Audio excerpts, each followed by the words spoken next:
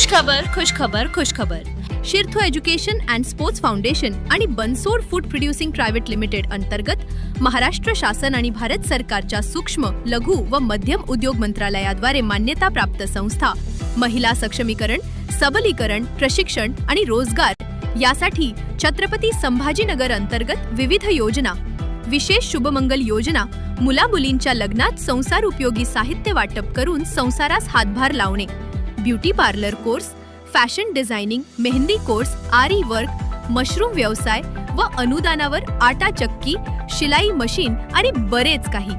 रोजगाराची सुवर्ण संधी.